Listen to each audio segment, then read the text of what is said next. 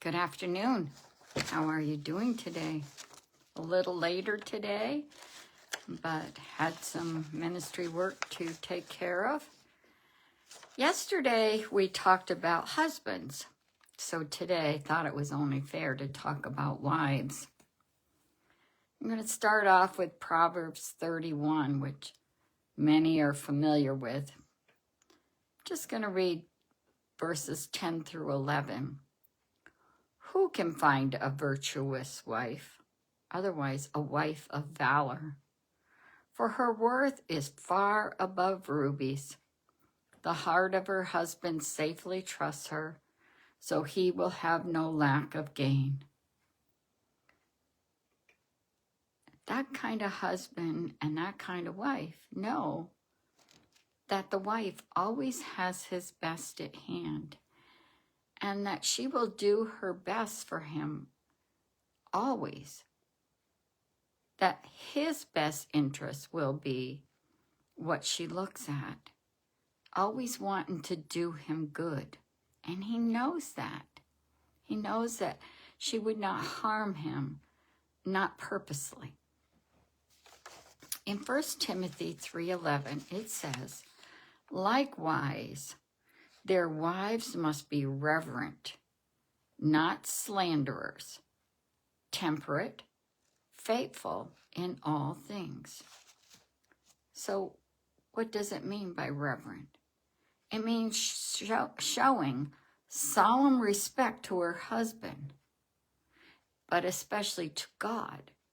See, when a wife is reverent to God, and God is first in her life, she will be the respectful wife to her husband that she should be.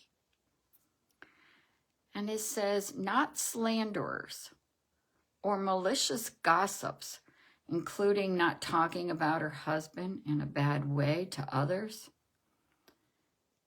Ladies, don't talk about your husband in a bad way to someone else.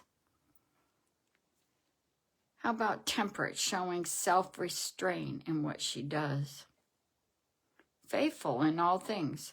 She is a woman that does her very best at being faithful to do the things a wife is called to do.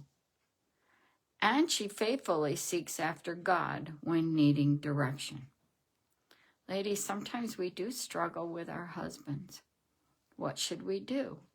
Instead of running to another woman, then we should run to God. God, how do I handle this? What do I do, Lord? Do I do anything? Do I say anything? In Colossians 3:18, it says, wives, submit to your own husbands, as is fitting to the Lord.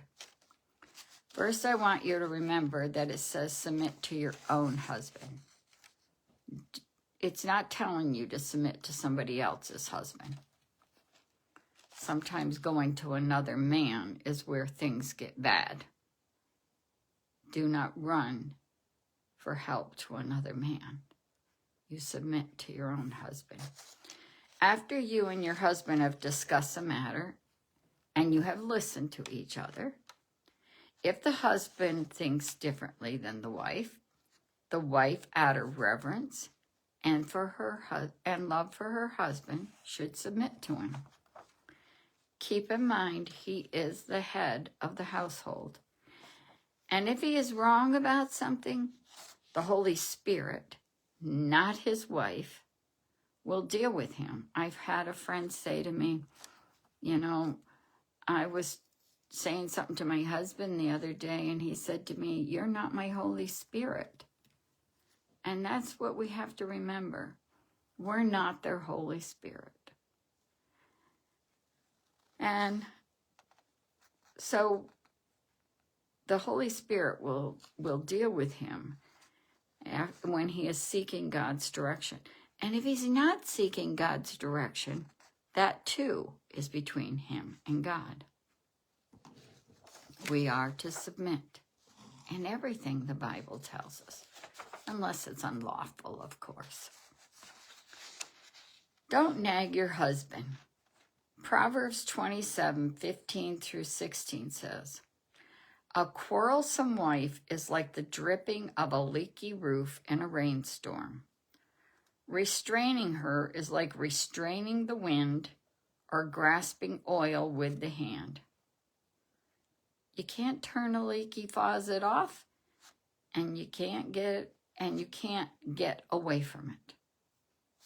Nagging, ladies, wives, nagging your husband only drives him away. It does not motivate. Ephesians 5:33. However, each one of you also must love his wife as he loves himself, and the wife must respect her husband. You know, ladies, one of the greatest gifts that you can give your husband is respect. Respect that he is the leader of the family. He is the one that will be accountable before God for you and your household. He's got a lot on his shoulders. A husband works. He has things to do when he comes home. He's caring for his family. Show your husband respect. That is the love language that is most desired by a husband.